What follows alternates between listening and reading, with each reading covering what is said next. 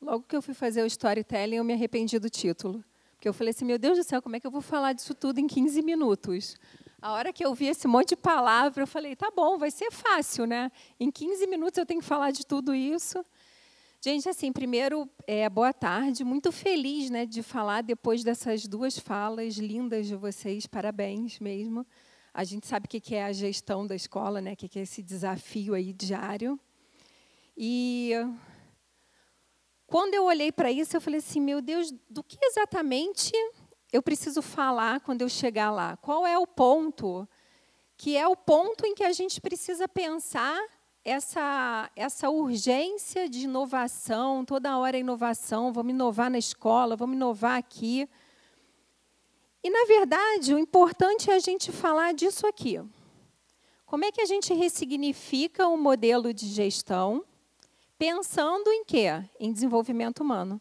Porque foi o que ela falou, né? Ali, quando ela põe a última foto, ela fala, a inovação ela é feita por pessoas. Inovação não quer dizer tecnologia. Isso é uma coisa que hoje eu tenho muito clara na minha cabeça, né?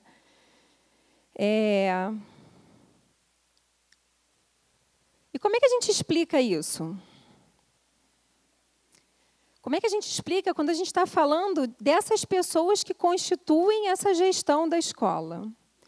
Então, o grande desafio da gente, ele tem que ser um desafio acompanhado de pessoas que topem esse desafio. Essa é a Lugama, minha melhor amiga, minha articuladora pedagógica. Foi embora do Rio de Janeiro para São Paulo, atrás de mim, para topar esse desafio. E, junto com isso, a gente foi encontrando um monte de gente no caminho que queria topar esse desafio com a gente. E essa galera que estuda pra caramba, isso era um domingo, a gente estava fazendo MBA de gestão empresarial. Essa é a Carol, articuladora relacional da escola. Como é que a gente pega essa gente toda e transforma num líder capaz de dar conta de processos de inovação dentro do ambiente escolar? Pelo mundo, a gente vai andando, vai encontrando essas pessoas e monta essa equipe. Essa é a equipe de gestores do Colégio Elvira Brandão. E a gente começa, tá? Vamos lá. O que aconteceu aqui? Pulou tudo, gente. Desculpa. Eu juro que eu não apertei isso, não. Nope. Foi muito para frente. Ó. Tecnologia. A gente viu como é que é inovação na tecnologia? O que a gente começou? A gente fala muito na escola. Tem uma matriz de competência que é da BNCC. Tem uma matriz de competência que é do Enem. Quais são as competências que esse professor tem que ter? E a gente, gestor, passa o tempo todo cuidando do professor, da família, do estudante, do professor, da família. E a gente? Quem olha para a gente? Quem entra na nossa sala e fala assim, nossa, eu estou tão preocupada com você, quais são as competências que você tem que desenvolver para dar conta de um processo de inovação dentro da sua escola? Nunca ninguém me perguntou isso. Mas a gente tem que ter... Ó, esse negócio está passando sozinho, eu não apertei, não. Olha. Atrás? Ele aperta atrás também. Entendi. Tá bom. Tá. Aí, o que a gente pensa? Como foi dito aqui, a primeira pessoa que precisa estudar na escola é o próprio gestor. A gente fez formação de facilitação lá no Elvira. O Elvira é uma escola de 115 anos que está passando por um processo de inovação. Quem foi fazer a formação de facilitação, que era a metodologia de sala de aula? Os gestores. A primeira turma tinha metade da equipe gestora, metade dos professores. A segunda turma, outra metade da equipe gestora, outra metade de professor. Todos esses gestores têm formação em Leader Coach. Mas isso aí basta para a gente desenvolver um processo de inovação? Todo mundo desenvolveu competência, eu faço lá, conversa coach com todo mundo, tem matriz de competência, quinzenal, a gente senta, quais são as competências que você tem que desenvolver, não tem, facilitação, liderança, mas não basta isso para um processo de inovação. O que muda quando uma equipe gestora consegue ter todas essas competências? Muda o modelo de gestão. E aí a gente olha para a escola e tem esse desenho de organograma. Esse é o desenho do organograma do Elvira. O centro do organograma é o estudante. A gente não tem coordenação, a gente não tem supervisão, a gente também não tem inspetor e também não toca sinal na escola. E o centro do organograma é o estudante. Então, esse organograma ele se movimenta a partir da demanda. E todo mundo que está ali se ajuda, seja a demanda festa junina, seja a campanha de matrícula, seja a implementação da cultura maker, qualquer demanda, todo mundo trabalha junto, e aí a gente monta um organograma que é isso. Esse foi o Ideia Tom que a gente fez agora, de formação, onde os estudantes fizeram o primeiro pitch do Ideia Tom. E a gente vai pegando essas palavras todas e se pergunta por quê. Por que a gente faz o que a gente faz, né? Muitos devem conhecer o Círculo Dourado aí, né? E as perguntas dos porquês da escola são assim: por que a escola tem que inovar? Por que a escola tem que inovar nesse contexto de mundo? Por que o estudante usa uniforme? Eu queria matar a minha diretora anterior, quando eu era coordenadora, porque ela fazia eu ficar brigando com os meninos na catraca, porque eles não estavam com o casaco certo. Quando eu tinha que ter qualquer conversa com os meninos, eles não queriam nem olhar para a minha cara, porque eu já tinha brigado com eles a semana toda por causa do casaco. Precisa usar uniforme? Isso muda o processo de aprendizagem do menino? Ele estudando assim, ele aprende menos do que ele estudando de uniforme? Por que a gente usa uniforme? Por que eles sentam enfileirados? Quando a gente pretende inovar, a primeira coisa que a gente tem que perguntar são os porquês. Por quê? Por que o cara está enfileirado? Por que ele usa uniforme? Por que a escola funciona? Por que o professor está na frente e o estudante está sentado ali? Por que o estudante não pode estar lá na frente explicando por que projetos no Elvira Brandão e o professor está sentado aqui ouvindo o porquê deles? Por que existe sala de direção? Por que a gente não trabalha assim? Essa é a minha sala. Estou sentada lá no cantinho. Do meu lado é a secretária escolar. Aqui na frente são as meninas do relacionamento, do Contas. Aí, quando eu quero fazer alguma reunião, eu vou para ali. Tem 4 salas de coworking na escola. No mínimo, melhora a comunicação quando você faz isso. Porque uma pergunta que a pessoa faria para você na sua sala e só ouviria a resposta, no meu caso, mais 17 escutam, porque está todo mundo sentado junto ali.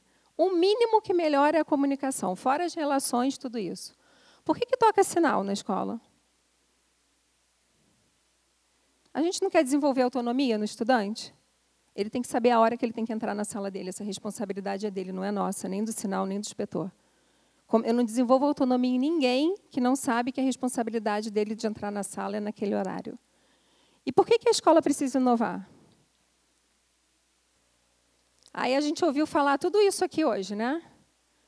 Um monte de gente falou, aí a gente fala, tem tanto tempo que isso acontece, o novo ensino médio, agora a nova BNCC, agora não sei o quê. Olha a data disso, gente. 95 já tinha artigo. 91 já tinha artigo publicado sobre isso. Deu vontade de chorar, não dá? A gente está em 2020. O negócio era de 95. A gente já sabe que a gente precisa fazer esse negócio. Todo mundo já sabe. Mas como? O porquê a gente precisa se perguntar. Antes da gente mudar qualquer coisa na nossa escola, a gente tem que perguntar por que a gente vai mudar. A gente não muda o que é identitário. A gente muda só o que precisa ser mudado. O que é identitário é a nossa fortaleza. Aí a gente desenvolve o modelo de gestão, aí a gente muda o organograma, vamos para a formação dos professores.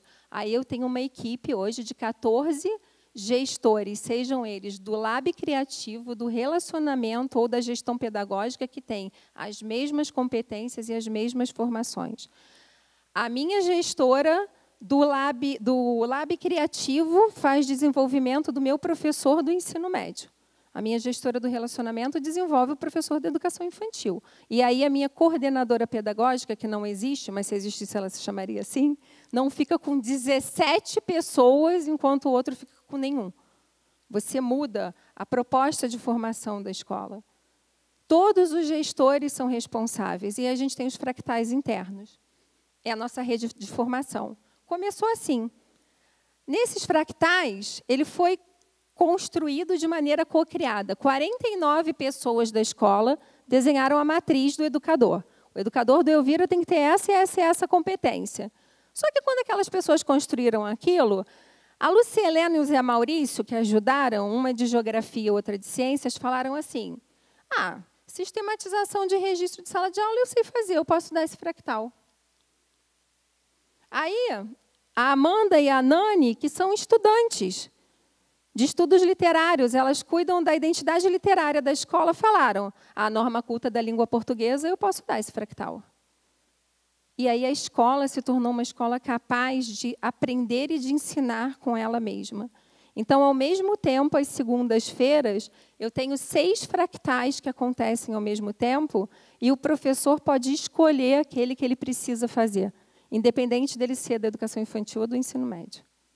E esses fractais são dados por mim, pela Lugama, mas também pelos educadores. E ontem a gente inaugurou uma outra coisa. Tinham 2 estudantes dando fractal.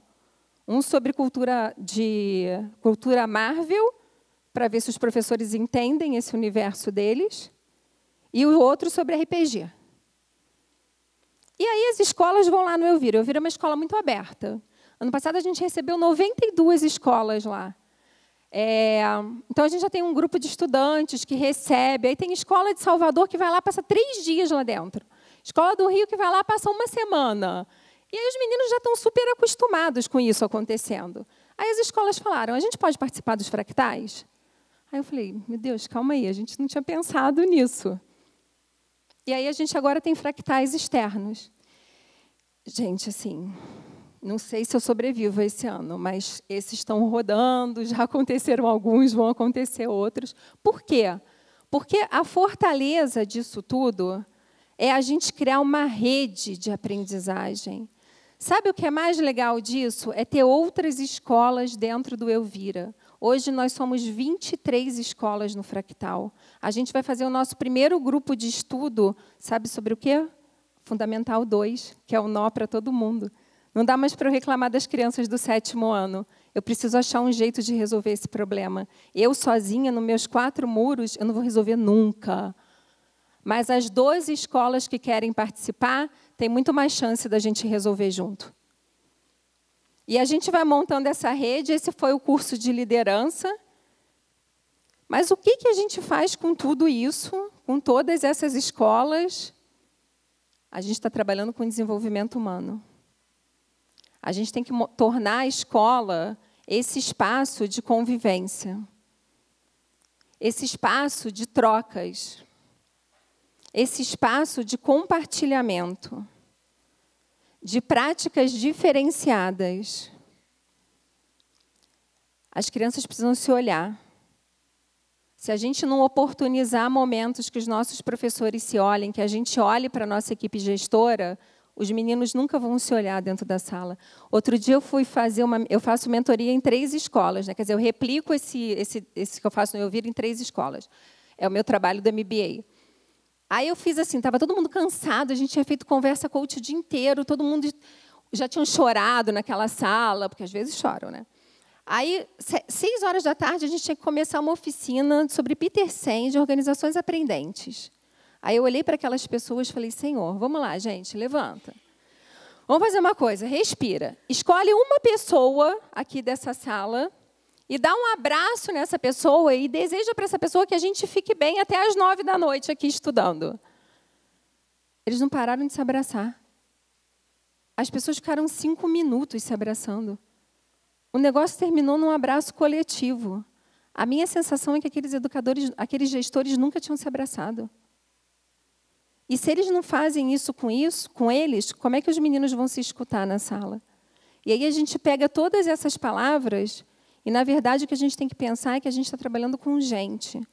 E mesmo essa gente toda sozinha nos muros do Elvira Brandão não faria nada sozinha se a gente não tivesse os parceiros maravilhosos que a gente tem de formação, como Nave à Vela, como a Elect na facilitação, como o Prove no desenvolvimento socioemocional, como a Geek no material dos meninos de ensino médio, que agora está indo para o Fundamental 2, E agora, com essa potência de mais 22 escolas junto com a gente, agora a gente vai muito mais longe. Obrigada.